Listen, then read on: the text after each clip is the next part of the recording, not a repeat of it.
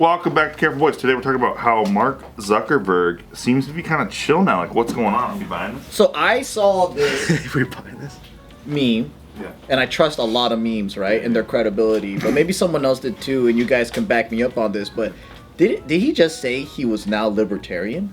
I saw that meme. I'm telling you, He did. once he started fighting, bro, once he started doing jiu-jitsu, and it was like, oh, I kind of have a taste for this. Do you think it's like the dudes who are doing Zen, where they're getting a little bit of that testosterone? Brother, going on? Zins are the way to go, brother. Yeah. Absolutely. What is Zen? I don't even know what Well, a Zen month ago, didn't he say he regretted the thing about like cooperating with the Hillary camp?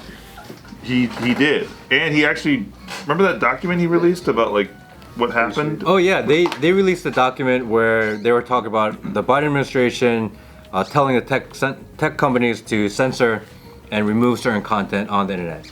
And the document covers Facebook Meta, covers Amazon, and it covers Google. And in the internal emails, you can see Mark Zuckerberg say, man, like if we do this one time, then we're gonna have to keep on doing it. Is there a way we could comply but not comply? Eventually he ended up removing people anyway. But there was at least a little bit of hesitation.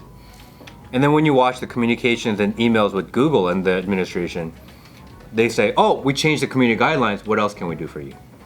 So Google went out of their way to censor people and see what they can do to censor people more.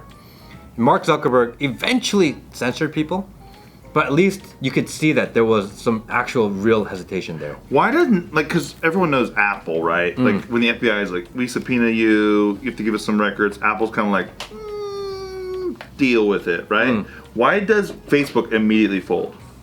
Well, I think that's even... Apple says that they don't comply. But the reality is that the federal agencies all can get into your phone if they have your phone. There's a hardware, you plug it in, you can crack any phone in America. Actually, now with the technology, they don't even need your phone to hack into your phone. So all the news that we saw with Apple saying that, oh, they're putting up a fight, I think it was just a big promotion for Apple. Really? Saying, oh, look, Apple is saying... campaign, no backdoor? Yeah, probably. Because the reality is that they can get in your phone any given time they want.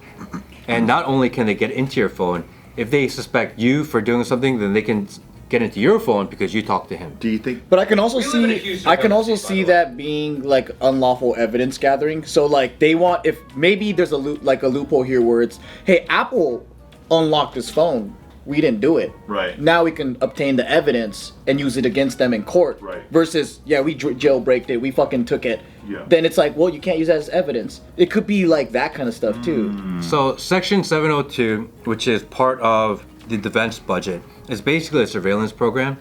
And basically, if they suspect you of one thing and can tie you to anything foreign, then they can get into your phone and all your communications and everything you've ever done online, and up to 5 degrees of separation. Do you think my wife can get my phone? Yes. Fuck. They can all get your phone. Bad news, bad news. Very bad. Ruined. So, and in order to do that and use Section 702, they don't actually need a warrant to do it. They can gather up information. So we live in a full surveillance state. They can get into you for whatever you do. I live my life as though they can see and read everything. And you have to, actually. Yeah. And which is scary because it shouldn't be that way. You should check it out. Well, I hope they enjoy. Yeah, the incognito is total bullshit. Are you sure about that? Are you sure? Because when you click incognito, it just turns dark on the sides. Oh yeah, you're The right. CIA guy in the van, he's like, fuck, we lost him again. He knows about it. Son of a bitch. You guys are figuring it out. And then when you turn it off, they're like, Jesus Christ, it's Jason Bourne. They'll be like, hey, we know what you were searching on the internet. I'm like, how? I was on incognito mode. And they're like, fuck, he knows. They're like, oh yeah, explain Tut Tut Patrol. Classic. Do you know about that? No. You want me to show it to you? Yeah. You want me to send it to you? Yeah. I'll send it to you. Okay. Just open it incognito. Yep. Okay. You got it. Do you think that Tell me what you think. Zuck is kind of rebranding right now and hedging his bets? I think it's interesting because of all the data, Mark Zuckerberg has the most data on how people think, right? He knows what the shift is. He actually probably knows if Trump's going to win or lose. Based on all the data and all the communications people have, he has a good idea. I believe that. From Instagram and Facebook, Right? Think of that. There's so much analytics to the point where, you know, even if a third-party company wants to buy Facebook ads, they can go based off, oh, if this guy likes CrossFit, that means they'll probably be prone to buying these shorts, these socks, whatever. And that's a third-party company using SEO to target people. So imagine people that have the actual analytics, well, how much they know. Yeah, he knows everything about everybody. Because he started dressing cooler and like, his whole thing was like, well, I'm a designer now. I'm trying to design better glasses and things, so I might as well like embrace like designer things. Even July 4th, remember he was like dressed in a tuxedo, holding the American flag, drinking a beer on a jet ski? Yeah. I was He's like, way cooler now. But he was so yeah. pasty though. I was like, this reads with my culture. Yeah. This new version of him is like better. Also, he For got sure. in so much trouble with the last elections anyway. It's like he's got to show progress and improvement, even if he still did the same wrongdoings. I mean, part of it's probably like covering his ass and doesn't want any trouble. But you only cover your ass if you think that the person that would go after you, which is Trump, would win. So you think he's got advanced info algos or something saying he's watching communications like, oh man, Trump's gonna win. I should posture. I should protect myself. Do you also Because there's a think, shift in the country. do you think it's intentional, or do you think it could also be like a organic evolution? So did you guys see that like research paper that came out where it's like the more testosterone someone has, the more likely they will to lean right?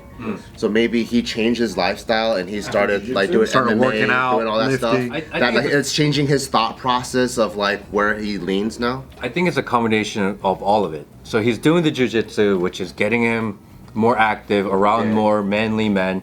He also has 3 daughters, so he spends a lot of time with the family. And once you see your 3 daughters grow up, you kind of become a little more conservative. That's just part of it. And then you see the shift of society going that way. All his, like Dana White is going right, and all of a sudden, he's like, oh shit, like what if Trump wins? I gotta kind of hedge my bet. I think it's a combination of all of it. It's like a perfect storm for him. I think the most interesting thing about Zuck is of all the AIs out there, with Grok and OpenAI and ChatGPT and whatever the one Meta does, he's the only one that has an open source AI, which I think is really interesting because everyone else has closed systems. Right. Why do you think that is? Maybe he's just actually getting more based. Interesting. Well, do you think that guys in a bromance can cuddle?